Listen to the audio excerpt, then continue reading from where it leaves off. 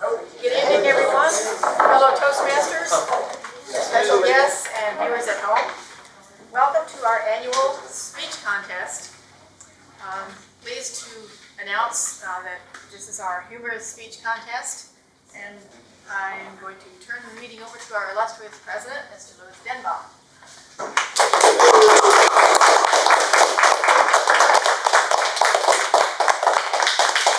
Thank you. So I see some guests. Fabulous. Thank you for coming. This is our Golden Toastmasters Club meeting. We meet every Tuesday at the Hy-Vee Club Room, 7:45. All are welcome. Tonight is a special night. As Jolynn mentioned, it's our fall contest. First, I want to read the mission of Toastmasters. The mission of our Toastmasters Club is to provide a mutually supportive and positive learning environment in which every member has the opportunity to develop and practice communication and leadership skills, which in turn fosters self-confidence and personal growth. We are a non-discriminatory club. I'd like to ask our guests if they will just say very briefly what brought them here, if they choose to do that. Yes? Hi, everybody. My name is Michael Dugan. I heard about it through my brother here.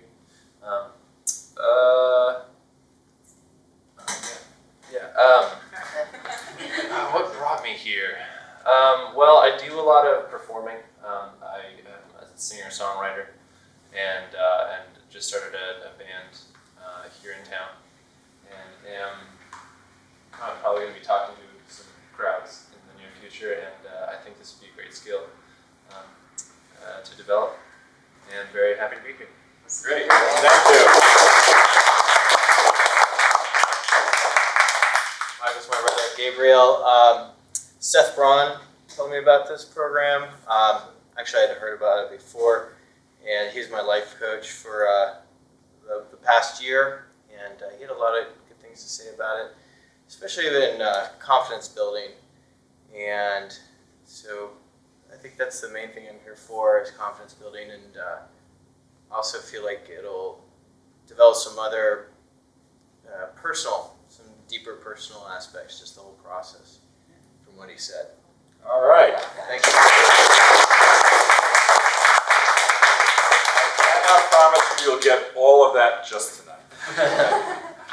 Other guests? My name is Taylor Nisley. I got here just by hearing about it, just a buzz in Fairfield. I think a class came here, and then I talked to those students. But I just started a job here, AmeriCorps, and it'll be nice to learn how to talk to people more at ease and just communicate with us better. Excellent. Thank you so much. Anybody else would like to say why they're here tonight? Okay. Yeah, we're here to listen to our son speak. All right.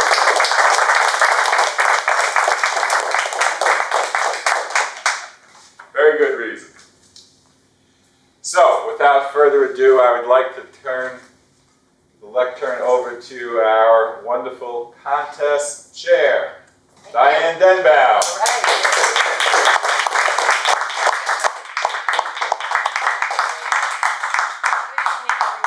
Again, welcome to the guests and former students. So it's a contest tonight, so you've come for a different kind of meeting. So come again so that you can see how, it's how we get you here. We say this is different, come again and see how the normal ones are run. But you're very welcome, and we hope you enjoy the speeches. So to everyone else, the Toastmasters, our guests, viewers at home, it is our annual 2014 fall contest, where we will be hearing humorous speeches, and then we'll also have an evaluation contest. And I'm following along here. We're going to get right in it. The first contest is the evaluation contest. Earlier, the contestants drew lots to determine their speaking order. The order of the contestants tonight will be number 1, Stephanie Chambers, and number 2, Will Burns. Stephanie Chambers, number 1, and Will Burns, number 2. Now, to jump right in for the evaluation contest briefing, please help me welcome Chief Judge Scott Terry.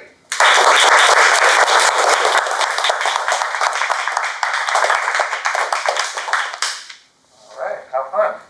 Madam Contest Chair, most welcome guests, honored dignitaries. You're a dignitary, didn't know that. And fellow Toastmasters, as Chief Judge of this contest, I confirm we have equal judging representation for the club involved in this contest. The judges, timers, ballot counters have been briefed and fully aware of their responsibilities. In addition, the contestants and contest sergeant-at-arms have met the rules and procedures for this contest. I've asked the Chief Timer to please review the timing procedure for the contest, and observers have a final check of the timing lights. I'm now asking the Chief Timer to please review the timing procedure.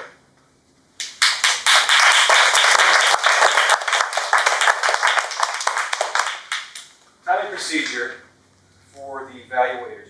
We'll go first. The evaluators are evaluating a test speaker. And the test speaker will speak for 5 to 7 minutes. At 5 minutes, the green light will turn on. At 6 minutes, the yellow light will turn on. And at 7 minutes, the red light will come on, and it'll stay on until the end of the speech. Red means wrap it up. After the speech contestant will be the evaluators. The evaluators have a maximum of 3 minutes to give their evaluations. The green light will come on at 2 minutes. The yellow light will come on at 2:30. And finally, the red light will come on and stay on until the end of the speech at 3 minutes. Thank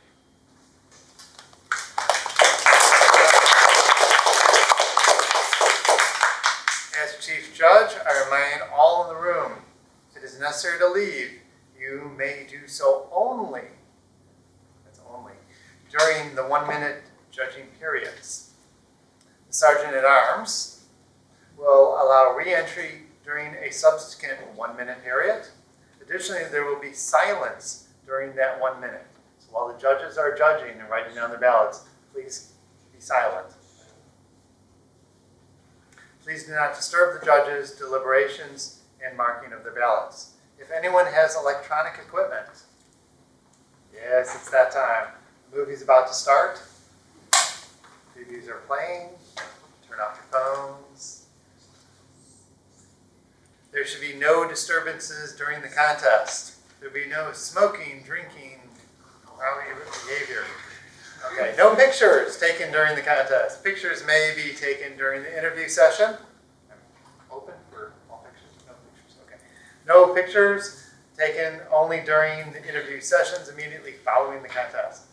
Protests regarding the presenter or speech material are limited to the judges and contestants and shall be made to the contest chair or to me as Chief Judge prior to the announcement of the winners. All right. Evaluation contest. For this contest, the Toastmaster will explain the procedure. Evaluation contest. Okay, thank you, Scott.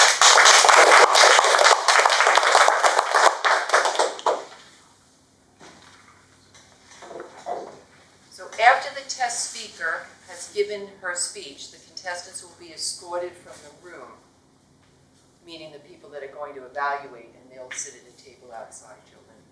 And they'll have 5 minutes, the evaluators will have 5 minutes to prepare their evaluation. And at that time, the Sergeant of Arms will pick up notes from all but the first contestant. The first contestant will then enter the room to give the evaluation. At the conclusion of that evaluation, the second contestant will enter the room during the minute of silence. You'll just follow the script. I'll keep telling you what's going to happen. Any questions from anyone? Jean? Just the Chief Judge has one more statement to read. Yes, I just want to make sure that there's no more questions, that the Sergeant at Arms is fully aware what to do. Yes. And the contestants are very clear on your roles and responsibilities. Just reconfirming that one more time? Yes, sir. Will there be table topics today? No. No. As I said, it's not our ordinary meeting, it's a contest, so it's going to seem maybe very formal, very scripted, and that's just the way the contest goes. So you have judges, so we don't all vote on who the No. best one. No, just the judges. No, there are judges scattered around the They're room. scattered. We could have the judges stand. You can stand, the judges please stand. We're spread out. Yep. Thank you for being judges.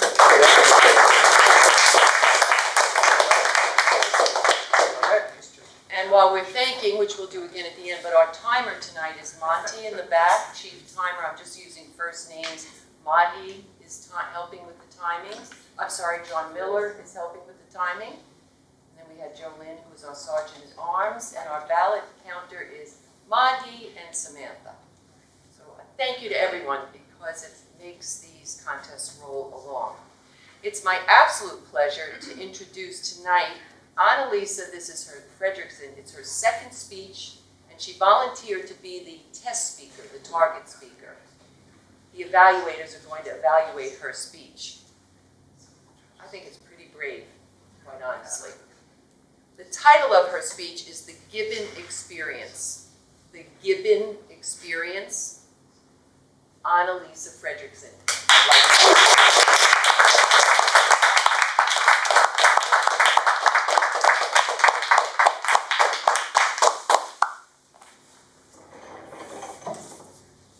Hello everyone, Toastmasters, guests, viewers at home. When was the last time you went on an adventure? I'm talking about like a heart-pounding, out of your comfort zone adventure. You can think about that for a moment. So last year I was on an 8-month trip with my husband, traveling around a lot of Southeast Asia and other places. And one of the things we did was we went to what was called the Gibbon Experience, which is a 3-day trip in the loud jungle where you live in a tree house, you go zip lining, you hike, and you live with all the creatures in the jungle, which I discovered. Yeah. So I thought tonight I would share with you what the Gibbon Experience is all about and what my experience was. So for the Gibbon Experience, what it's about. In 2004, it was founded by a man named Jeff. He's a French man, so I don't know how to pronounce his last name, all these vowels. But he wanted to help the environment. Up north in Laos, which is a long country in Southeast Asia next to Vietnam and Myanmar, Burma, and Thailand, up north there's a lot of forest area. And like many forests in the world, there's a lot of trees being cut down, poaching of animals, and slash and burn farming. So we thought to come up with an ecotourism company where tourists like myself and many other people can pay for an experience to be in this jungle, and all the money goes towards the conserving of the forest. So what he did is he hired, at this point, about 100 Lao people, locals in that area, and they help run this Gibbon Experience is what it's called. They become cooks for the tourists, guides for the tourists, they guard the forest, they also built the tree houses and built these zip lines. Let's see, anything else? I think that's all for now. The gibbon, that was the last thing. What is a gibbon? So the gibbon is a black monkey that is in this area in the Bokeo National Reserve in Laos. And they are little black monkeys that were thought to be extinct, but they were recently discovered. And so he wants to help save the gibbon, so that's the name. So then for my experience, first of all, it was absolutely exhilarating. There was exhilarating parts, and then there were quite, for me, a little frightening parts. But the exhilarating parts were living in the tree houses and going ziplining. So the tree houses, they built these amazing houses in these tall trees, about 150 feet above the ground in the jungle. And you can have about 4 to almost 20 people in each tree house. There's 7 of them in this area. They have running water.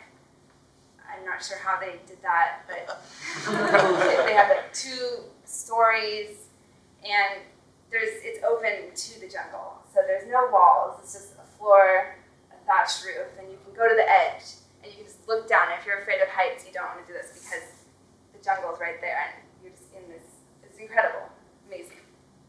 And then ziplining. Have you ever gone ziplining? Anyone raise your hands? Okay. So ziplining, it's a little, for me, hard to explain, but there's a cable where you're point A to point B. So you are flying along the cable, basically. You have a harness, like rock climbing, you have a helmet, and you attach yourself to the cable. You're on a platform, and then you let go, and you just fly across. So here in the forest in Laos, is kind of like this, where there's a valley, and then there's 2 sides. So you'd be hiking, you come to a zip line platform, and then you attach yourself to the zip line, and then you just let go. It's fun, but at first it can be a little scary. So you let go, you just fly across, and it absolutely, another exhilarating experience. You feel like you're an eagle soaring, because here you shoot out of the trees, and you're just flying 300 feet above the ground. Some of these you can be going 35 miles an hour, and it could be about 1,000 feet long cable. And you just look out. First you can kind of look down, you see like a little river, and then you just see these mountains. You feel like you're an eagle soaring. The breeze flying, yeah. And then at the end, you need to make sure you stop yourself, so you kind of brake and land. So that was the 2 really exciting things. The maybe somewhat challenging for me was we did about 4 hours of hiking. This was after I'd been in a lot of cities and kind of lazy, I guess. So I wasn't as in shape as I wish I had been. But up and down and very, very hot, very humid. And the leeches in the Lao jungle, they don't hurt, it's true, but they get in your shoe, and then they just start sucking your blood. It's really, okay. I'm not into little crawly things, so the leeches were one, then the big spider, the family of spiders living in our treehouse is the other thing, where I'm like, I just want to go home. And we're just, sleeping on a little mat. And then, oh yeah, the fact that you feel like the treehouse could just fall any second, that's the other part. And the last thing was, yeah, just the humidity and how hot it was.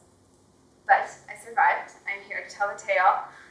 The 3 days were really an interesting experience.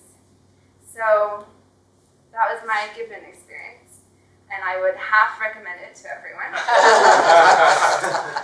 that's that.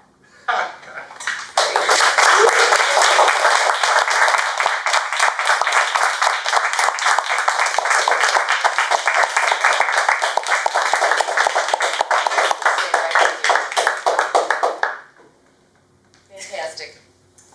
Joe Lynn Gates, our Sergeant at Arms, will now escort Stephanie and Will outside the room. And then Monty, timers, would you please put, Monty and John, please put 5 minutes on the clock after the contestants are out the door. When Jolene comes back. When Joe Lynn comes back. Thank you. And then I've kept our wonderful Annalisa up here because I'll interview her while as soon as Jolene comes back in. And if you notice, we have 2 timers for our contest. During the normal meeting, we only have 1. We have 2. Yes, yes. You're interviewing her after. Does that mean we're going to double? No, I'm going to interview her now while they're. No, they just have 5 minutes. And Then then I'm going to interview her for 5. That's what my script says. 5 minutes are on the clock. I'm open to other suggestions, but I'm just following the script. Good idea. We'll use the time on. Yeah. Yeah, because otherwise we'd all sit here, I mean, we could do anything. So we're in 5 minutes. Annalisa, now, I was listening to your speech. This is interview unplugged. I just figured I'd go with what I heard you say. You talked about the freaking out about the creepy crawlers. Yes. And it made me chuckle because I know Annalisa personally, and being brought up in a farm in Iowa and ponds and cows. So I just wanted to know perhaps something, what did your parents do when you freaked out? I don't know, talk about the creepy crawlers, your upbringing. Did you see them out when you lived in the country? Any comments? Any comments? I just, oh man, let's see.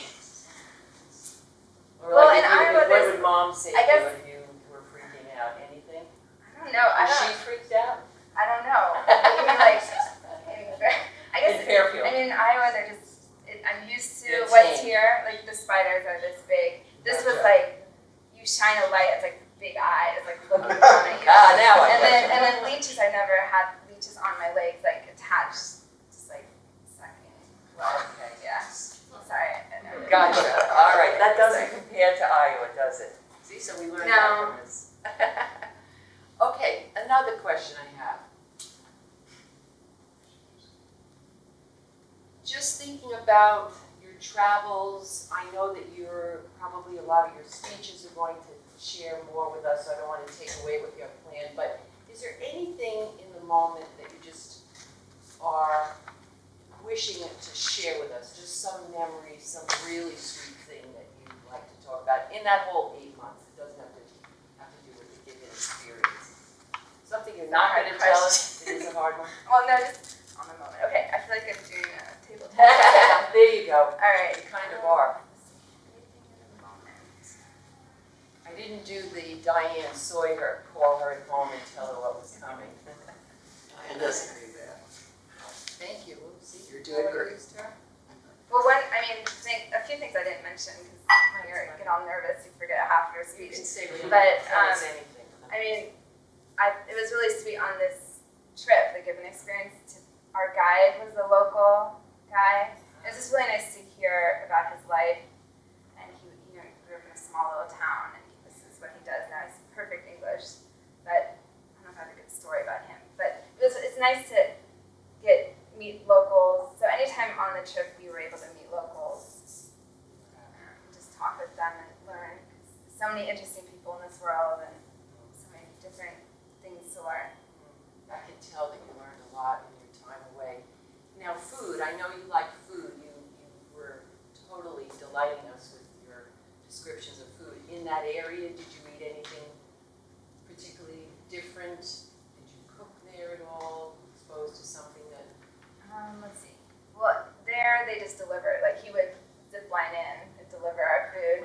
I love it. They bring us to the treehouse, and it was just rice and vegetables. It was very simple, but it was pretty funny. It was also funny because at night he was gone, so it was just like 7 of us in this group, and he didn't tell us like, oh, this is what to do if there's an emergency. He did mention another group. They had lit a candle, and in the middle of the night they had to somehow evacuate their treehouse in the middle, like in the pitch black. It's completely dark. And you have to get your harness on with a fire going on. So he told us that story, but then he wasn't like, oh, by the way, if there is an emergency, I don't know where he was. So That's pretty funny. That's really there was great. definitely a few things which were not up to standards, at least, American standards are too high, but Yeah. they might have been a little too low. Yeah. Like the harness, yeah. Yeah. Did you stay healthy the whole time you were down there or what? Like the whole trip? Yeah. Kind For the of, most but part. it's easy to get sick when you're traveling. I know it's like tons of airplanes and just different food, different sleep schedules. Yeah. So I would get some colds and Yeah. more than Fairfield. Here, yeah. Wasn't that fun, zip lining rice and veggies to you? That's what's cool about it. Yeah, that was fun. Let's see, what else? Well, I thought, Monty, we're done. Okay, that's our 5 minutes.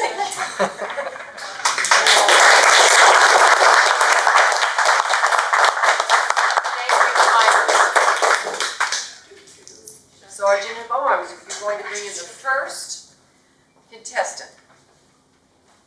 And that's, well, wait till she comes in. Yeah, Stephanie. Yeah, you need to know.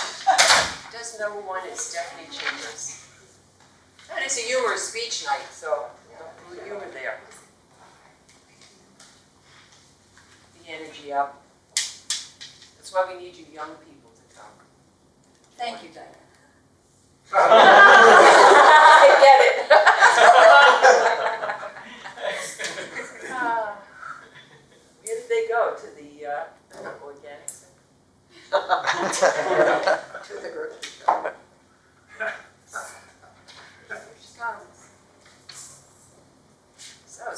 Chambers, our first contestant, and she is going to evaluate Annalise's speech. So I'd like to introduce Stephanie.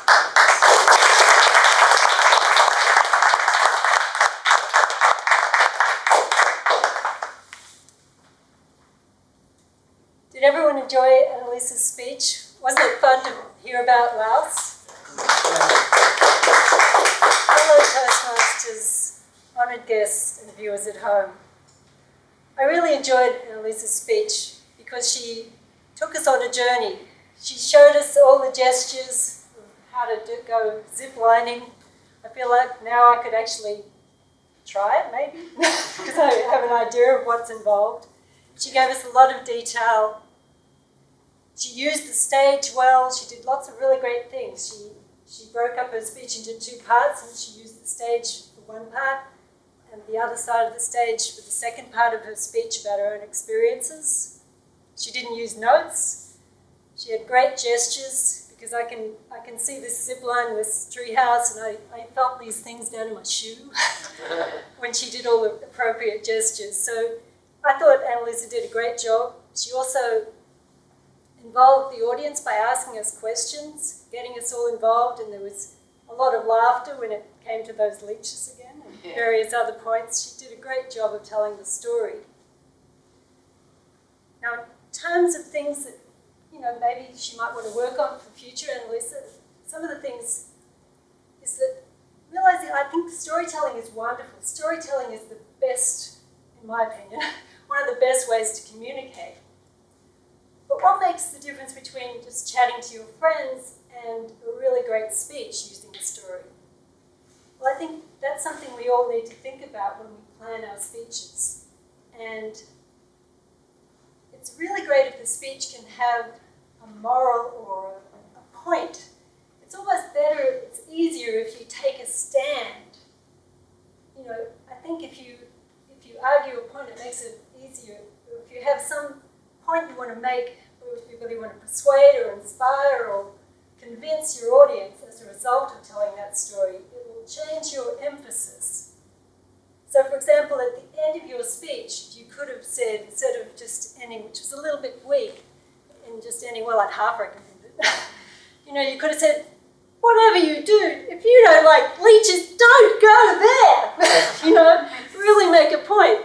Only go to this place if you love leeches, and if you don't mind, feeling like you're about to plunge to your death at any moment, way up in the tops of the trees. Really take a stand and say, well, it's great that they're doing these things, and sure, save the gibbon, but think about what you like to experience when you go on these trips before you plan your adventures. And I'm here to warn you that if you don't like hot weather and all these things, don't go. Make a really big point, because then I think it kind of gives a bit more emphasis and gives more power to the speech. But other than that, it was great. I really enjoyed it. Thank you, Stephanie.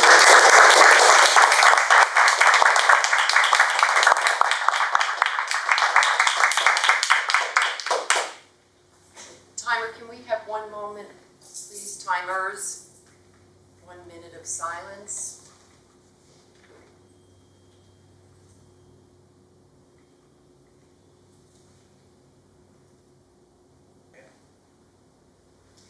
Contestant number 2, Will Burns, please.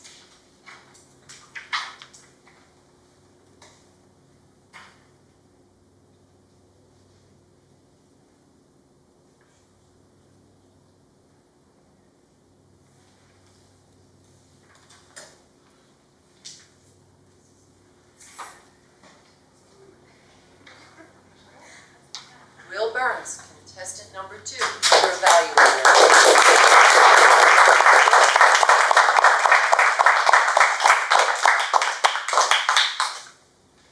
Toastmasters, honored and distinguished guests, viewers at home, and most especially, Annalise.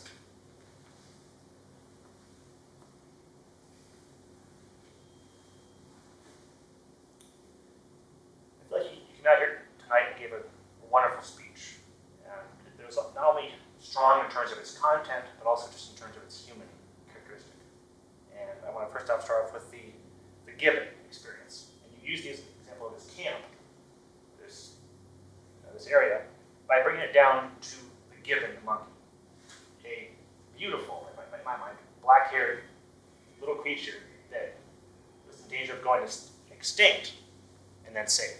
And I think I did a very good job. I mean, in speeches, it's always good to humanize, make it personal for us. And I know for me, that made it really personal. This is only your second speech, but I feel like you used a lot of really advanced skills.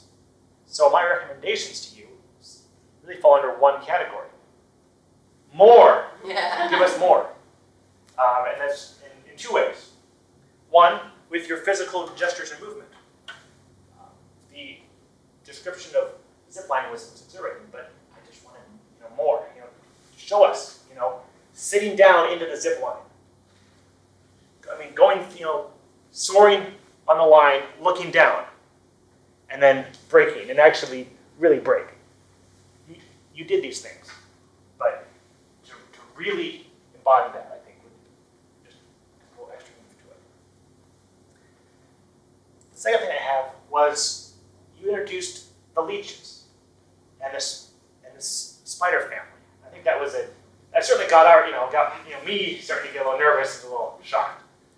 But I would have liked if you'd introduced them, if you'd had a story to go along with that, or if there was something. I mean, I understand you don't want to necessarily go back to that experience, but I felt that might provide a good contrast with the experience, because in your summary, you talked about it was a great experience on one hand, but it was also kind of not so good because of the humidity, because of the leeches, and because of the spiders. So but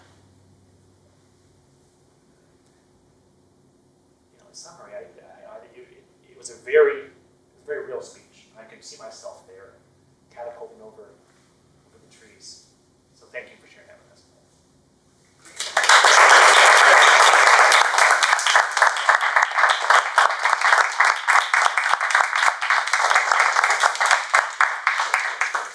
Time is John and Monty, one more minute of silence, please, while the judges fill out their ballots.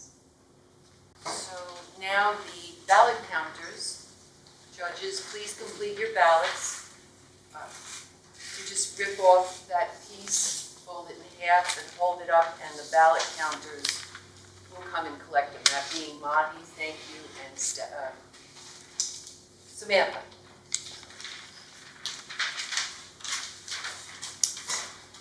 And they actually go to Scott Terry, the chief judge.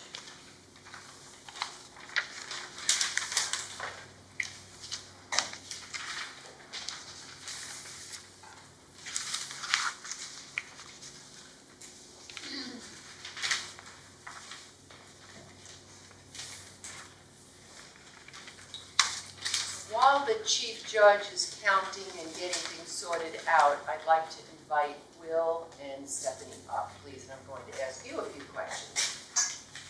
And I won't start till you have everything, but you can start making your way up. I'll just call you up together. We'll have like a little panel. No problem.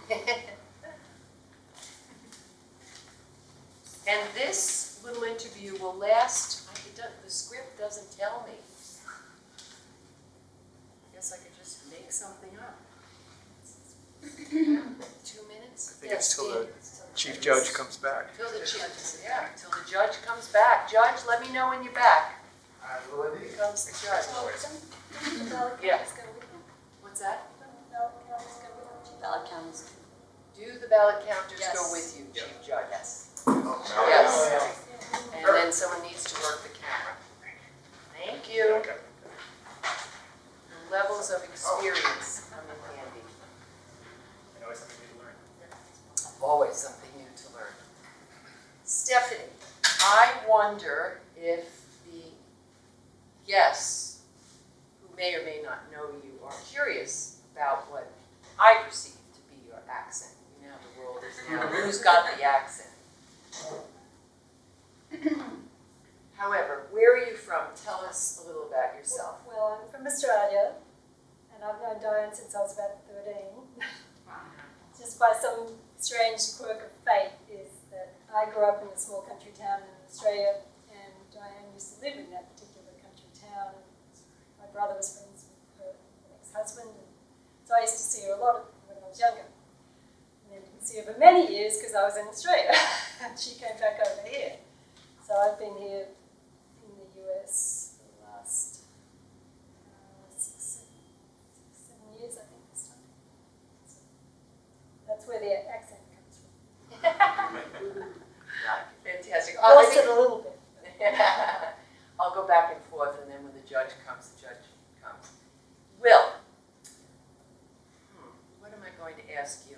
Well, I'm going by what comes up for me, and that is, I have just seen you grow tremendously in this club since you've been here, which is how long? 3 years. 3 years. And I have expressed many times how much I love the energy of young people. And I would love for you to just share with the young Keep people. looking on that side. It's a her joke. I'm going to be in trouble tonight, folks. Where was I? The judge is here, but I'm not going to let him. Will, just talk to the people and tell them. Well, the great thing for me about Toastmasters, and it actually is exemplified tonight, is that you always have the opportunity for 2 things. To have a comfortable environment where you can go with your, your friends, with your fellows, people from, we all have a common support base here.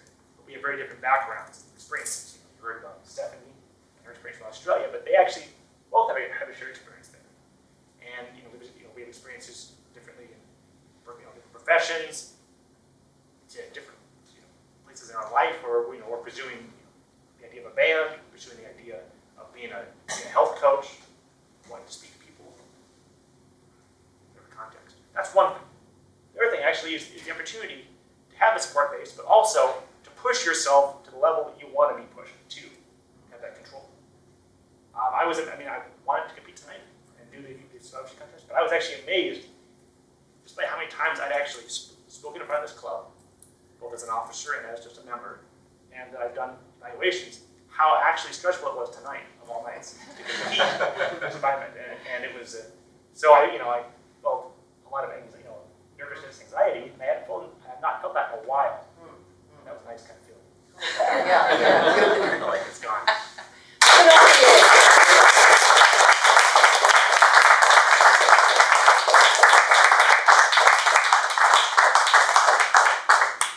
Okay, I'm going to go here. We are going to take a 10-minute break.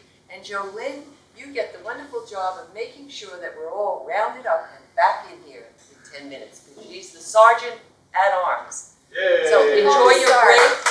There's plenty of food. And restrooms. So see you in 10 minutes. For the humorous speech, welcome back, everyone.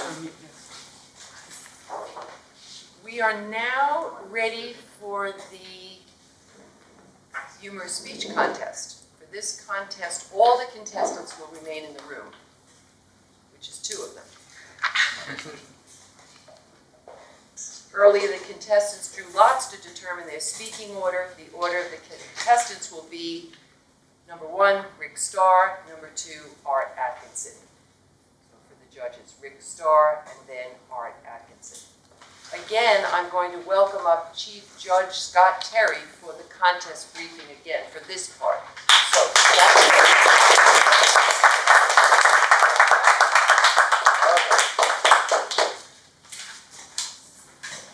Same thing. Madam Contest Chair, most welcome guest, honored dignitaries, and fellow Toastmasters. Everyone on the planet.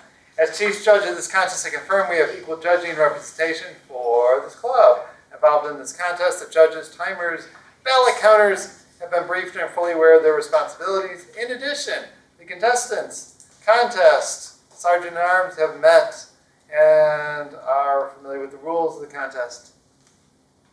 Does anybody have any questions before we start? Just confirm they're all set. Just one last check all the way around. Good. I ask the judges to stand to check position. Judges, please stand. Okay. Good. I ask ask the chief's timer to please review the timing procedure for the contest. And so what's the times for this contest? We got 2 speeches for the humorous speech contest. They're both going to be 5 to 7 minutes. That means the green light turns on at 5 minutes. That means you've reached the mark to where you're good to stop. The yellow light turns on at 6. That means you need to begin wrapping it up. And the red light turns on at 7 minutes, and it will stay on until the end of the speech. When you see the red light, you actually have a grace period of 30 seconds to wrap things up, but it means it's time to get it done. That'll be it. Okay. Judge. All right, as Chief Judge, I recommend all in the room, if it is necessary to leave, you may do so only during the 1-minute judging period, or you will be shot. The Sergeant at Arms will allow re-entry during a subsequent 1-minute period. Run fast. Additionally, there is to be silence during the 1 minute. Please do not disturb the judges between deliberations, marking of their ballots. It's the 1 minute between the speeches. If anyone has electronic equipment, back to that. Yes. Turn it off. Anybody? There should be no disturbances during the contest. No pictures taken. Pictures may be taken in their interview session immediately following the contest. Okay. Protests regarding the presenter or speech material are limited to the judges, contestants, and should be made to the contest chairwoman or to me as Chief Judge prior to the announcement of the winners. Thank you. Gentlemen, stay back.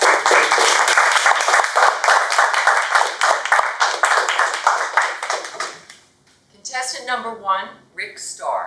The title of his speech, A Tourist Guide to New York City. A Tourist Guide to New York City. Rick Starr.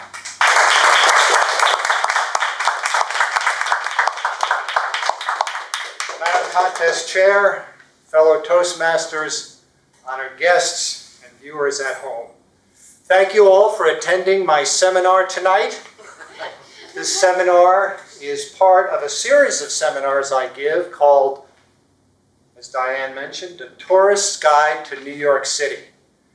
I'm originally from New York, and I've developed this series of seminars for people who want to visit New York City.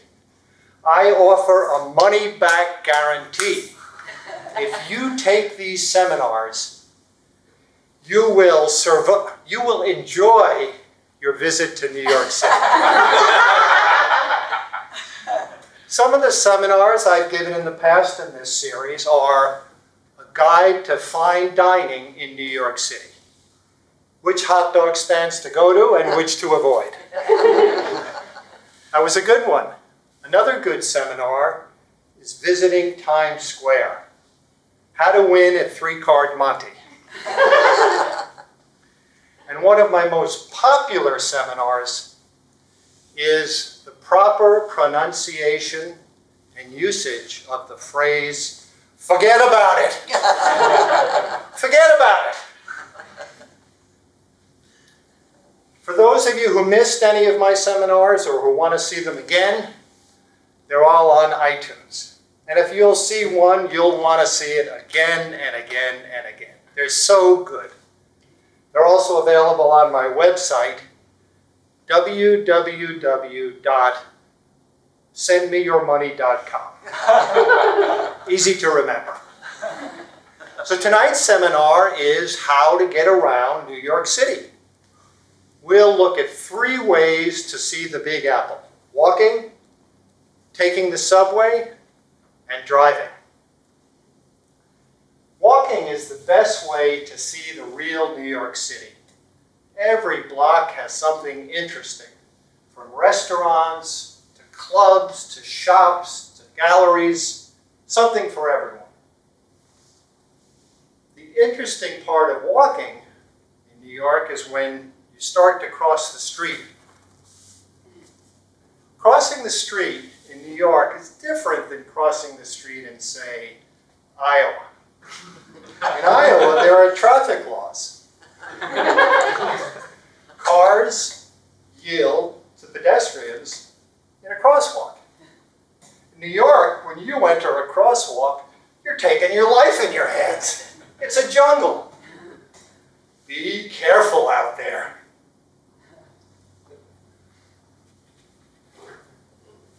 A few years ago, the subways in New York were in pretty bad shape.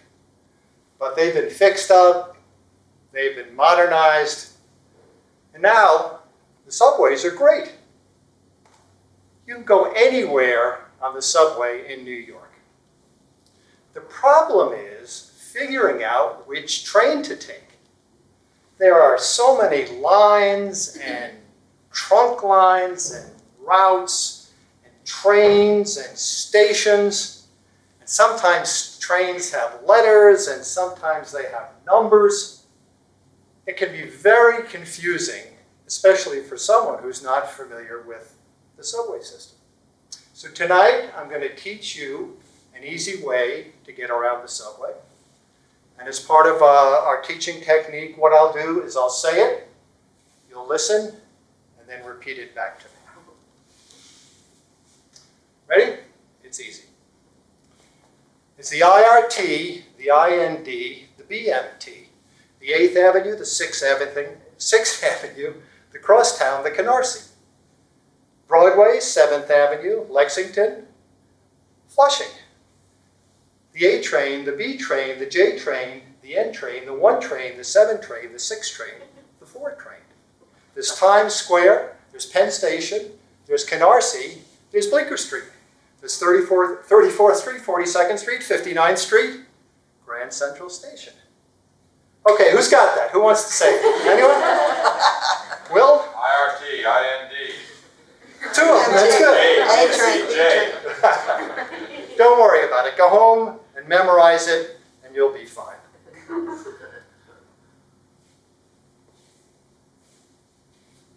Just want to say one thing about driving in New York City. Forget about it. Don't drive in New York City. It's chaos. It's madness. You have drivers cutting each other off, making a left turn across 4 lanes of traffic from the right-hand lane. You have cab drivers screaming and yelling. Believe me, you don't want to drive in New York City. Forget about it. There we have it. Getting around in New York City. If it's a beautiful sunny day, walk. If it's cold or rainy, take the subway. Don't even think about driving. One more thing. If you see a cab driver shaking his fist or cursing or screaming, remember, it's just a New Yorker's way of saying, have a nice day.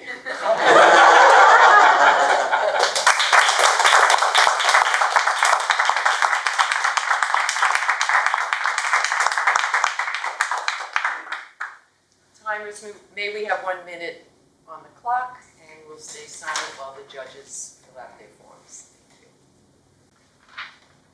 Contestant number 2, Art Atkinson. Title of his speech, Gardening While the Surf's Up. Gardening While the Surf's Up. Art Atkinson.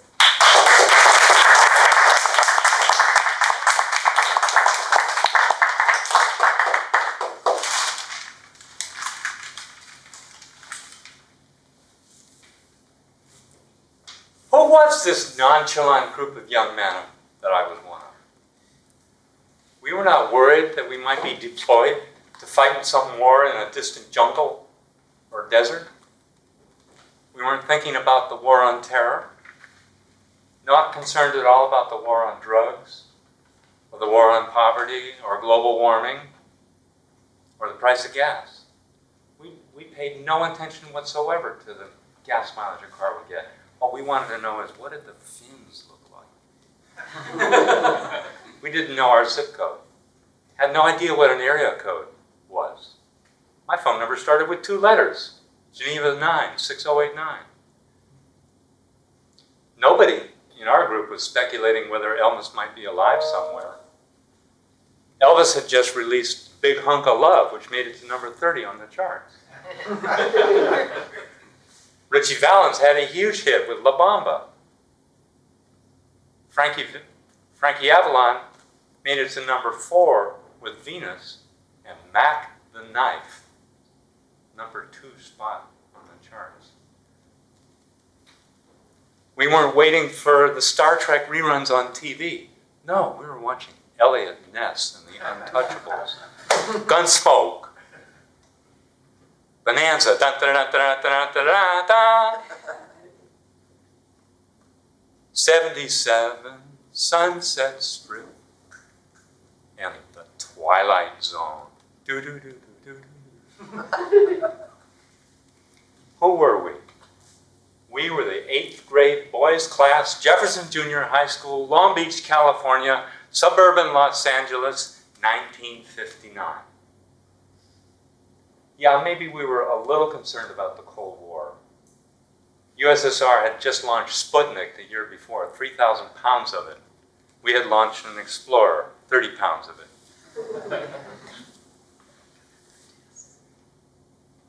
We were focused on the 3 essentials of life in Southern California: girls, music, and surfing.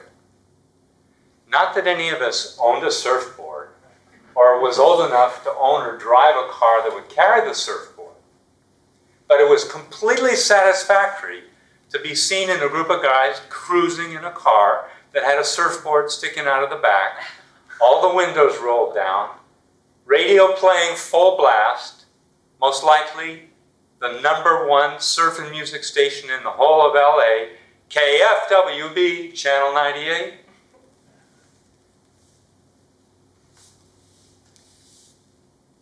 Nor did any of us have much of the courage required to actually talk to a girl, or to do any of the things we fantasized about doing with the girls. An essential part of our campaign for girls was having the right goop in your hair. Brill cream. Brill cream, a little dabble, do ya? Brill cream, you look so debonair. Brill cream, the gals will all pursue you. They love to get their fingers in your hair. None of us can remember that ever happening. But having the right hairstyle was absolutely essential. All slicked back, except for this part right here, and there was a very deft technique to get that bit of hair to stick as far forward as possible. Now, the Long Beach Unified School District Board of Education had devised an antidote to our fixation on girls, music, and surfing. And that antidote consisted of 2 mandatory classes: PE, focused on gymnastics and track, and agriculture. Agriculture, you say? In suburban Los Angeles? Not gardening, agriculture. Learning to grow stuff for food. So that's how I became part of a virtual chain gang of guys trooping 6 blocks off of school grounds every afternoon in the hot part of May and June to go to the agriculture grounds and learn how to grow food from our elderly German instructor, Mr. Garfield.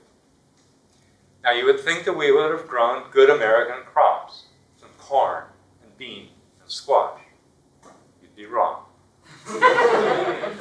No, it was rutabagas, kohlrabis, and turnips. Cabbage family root vegetables from Northern Europe. So we shoveled and we hoed the hard California dirt, and we laid out long, straight rows with a stake at each end and a string so that the plants would come up in a nice, orderly German row. In the hot sun, the brill cream melted out of our hair and dripped on the plants. We watered every afternoon. I am sure that Mr. Garfield intended to impart to us something of the wonder and glory of life and growth. What we got instead, rutabagas, kohlrabies, turnips, and the assignment to take these home to our moms and cook them and eat them. Now, most of the moms, when they saw these obscure vegetables, said, "What the heck do I do with this?" Probably boil it, thoroughly boil it. Now, these cabbage family plants, when they're thoroughly boiled, release a good sulfurous odor that just stinks up a house. So the reports to Mr. Garfield were not very good. Did we fall in love with agriculture for all of this? Not hardly. Kohlrabi were no competition for the heady mix of girls and music and surfing. Just didn't, the antidote didn't work. Many years later, when I was living here in Fairfield, working a software technical business, focused all day on abstract software technical concepts, I discovered that going home in the afternoon after a day's work and getting my hands into the rich, deep, black Iowa dirt in my backyard garden was a tremendous antidote to the work that I'd been doing all day. I started growing parsley and basil and tomatoes and pears and apples. I guess some of Mr. Garfield's seeds did sprout after all. But I have yet to grow a rutabaga or a kohlrabi.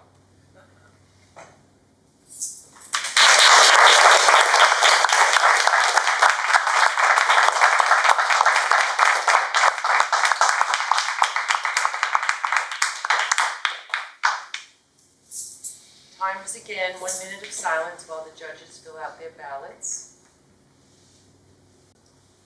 All right, so will the judges please hold up their ballots to be collected by the counters and the chief judge? And then the chief judge, please make sure that includes the timer's reports. Samantha, Monty, and Scott. Get that all organized.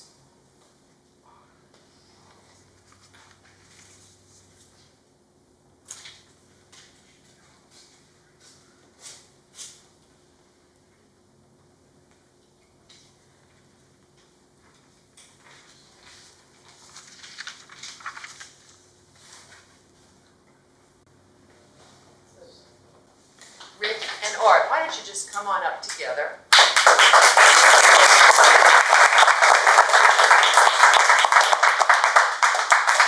Thank you so much. It was fun to hear the audience laugh. Rick, I think the most interesting thing that I would love for you to share with the club, and especially with the guests, is what you are the president of at Cambridge. Okay, thanks, Diane. It's not the company I'm the president of, it's the Toastmasters Club we have there. I hope you know I was setting you up for that. Yes, you need a straight person is the key to any human. We, about a little over a year ago, almost exactly a year ago, we were looking for a way to help the communication skills of specifically the people in our IS, our computer department. One of the main reasons we're doing that is we have a lot of international people there. Just in our department alone, we counted it up. We have people from 20 different countries in our department out of about 100 people. And some of their language skills were better than others. So we looked at a lot of different programs. We came up with Toastmasters. We started the club about a year ago. And I have to thank once again Gene Symington Craig and Tom Trainer and other members of this club who mentored us in that club. The club has been very successful. We started out with about 30 people, and we still have over 20-something people. And great participation. It's been so much fun, and we got to know each other so much better because of the speeches that everyone gave. And our goal, we've started to achieve our goal. People inside and outside of Toastmasters have noticed an improvement in presentation skills, an improvement in communication skills, and it's very important in our department because we work in a way that we have meetings once a day. There's a lot of communication within the team and outside the team. So Toastmasters is the best thing that we've done for our department, and I think for the company. Fantastic, fantastic, great.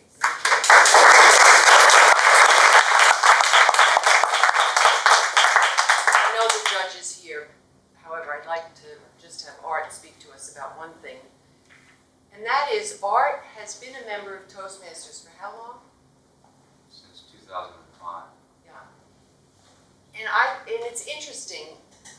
Am I correct to say that you are now beginning to enter contests, and you did so much for this club as an evaluator, so many officer taking on. I just would love for you to speak about where you're at, what happened, turning point, about suddenly you are just stepping out and speaking to us in a different way. It's hard for me to explain, but I came into the club in 2005 and I completed my first 10 speeches and got the competent communicator done with. And then I just sort of sat back and for years haven't spoken very much. I do table topics and did an occasional speech, but I really didn't have the desire. I don't know what made it turn on, but lately I got really interested in just really becoming a skillful speaker. And I have to say, I've had so much fun. I mean, preparing and delivering that talk was an absolute blast. And I enjoyed the smiles on your faces as I was delivering it. And I didn't anticipate how much fun this was going to be. Frankly, I was scared after doing my competent communicator to go further and get back into learning mode. It was an opportunity to step out and get embarrassed in front of people that I thought, well, I'm supposed to be a good speaker already, and discovered that there was really a whole lot more to learn. I think Seth Braun's amazing flowering as a speaker was what really did it for me. As I saw him transform himself into a fabulously powerful speaker, I said, I want that. I need that. And it's really a lot of fun.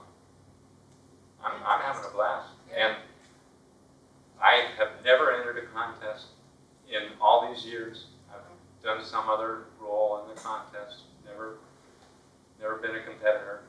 And for me to enter the humorous speaking contest was like a particularly far outside the box thing for me. Entering an evaluation contest would have been the predictable thing. But no, I said no, go for what's least comfortable. And it's been fun. That's great.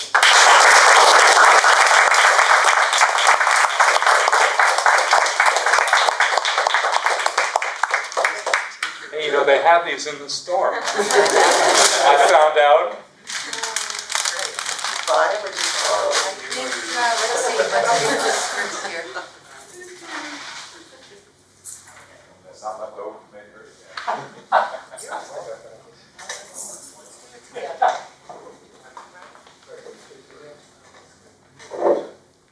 Go on following this. Okay, then it looks like.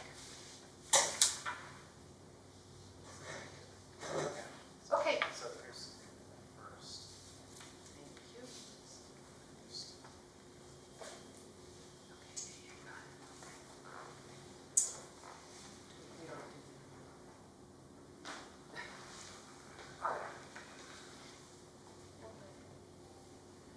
Okay, so the results of the evaluation contest and humorous speech contest have been given to me. Second place is a very important position. If for any reason the first place winner cannot compete in the next division or district contest, then the second place winner can compete. So first, the results of the evaluation contest. The second place winner of the evaluation contest is Stephanie Chambers.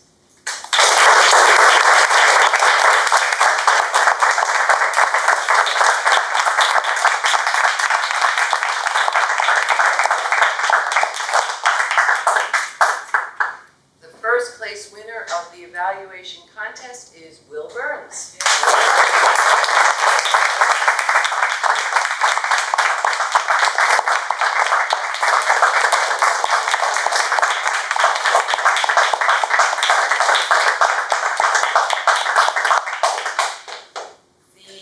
Winners of the humorous speech contest. Second place winner is Art Atkinson.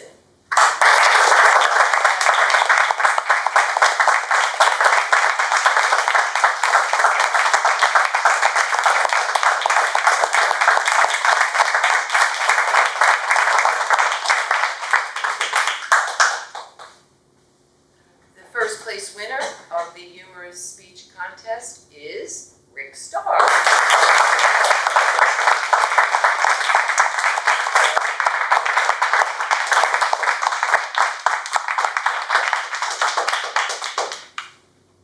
Let's just give everyone a big hand.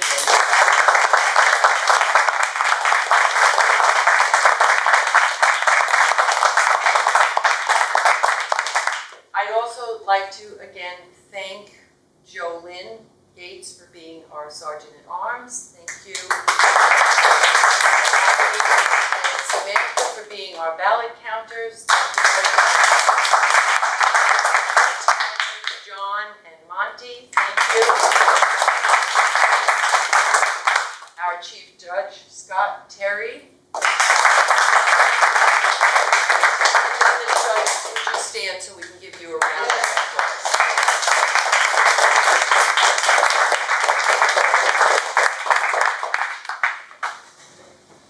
Make sure I didn't forget anyone.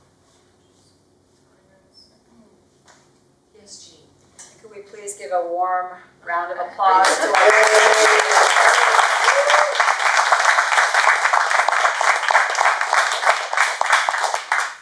As Art said, there's a first time for everything, and this is the first time I ran a contest. So you just don't know what you'll get into and up to here at Toastmasters. But I welcome you to come and, believe it or not, in this little Hy-Vee room, you can live life on the edge. And he's a pilot flying all over the sky, so believe me, this could be edgier, I think. I don't know, I haven't been up in a plane, but anyway. And finally, let's clap for this audience. Fantastic.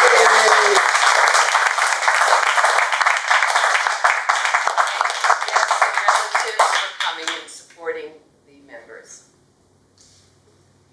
And I don't know when the area contest is. Is that going to be here?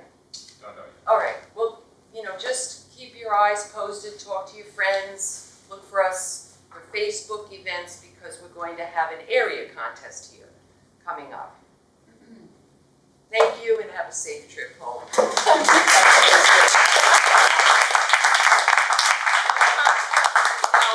let me have Louis, our president, come up and just finish up. So, very different than our usual meetings, but inspiring nonetheless. I'd like to have our guests, if you'd like to say a word about how the evening went for you and anything you gained. Yeah, I actually was pretty uncomfortable just sitting here, so I feel like that's a good sign. Something to lean into. You can bring your own chair next time. You have a more comfortable chair? Yeah, that might help. Thank you. Anything from you? Yeah, it was incredible seeing everyone move up and really, you know, talking about stepping out of your comfort zone and pushing yourself to break down whatever boundaries we have. Just you know, so many eyes on you can put you into your head and really confuse whatever words that you'd like to throw out there. So practicing and getting beyond that is a really special thing, and it's awesome to have a supportive group to do that in. So this is an awesome place. Thank you.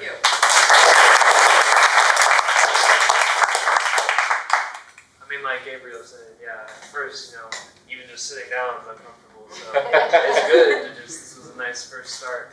But as it went on, you know, I grew more comfortable and realized what a nice space it actually is. And just then I started thinking about what I want to talk about.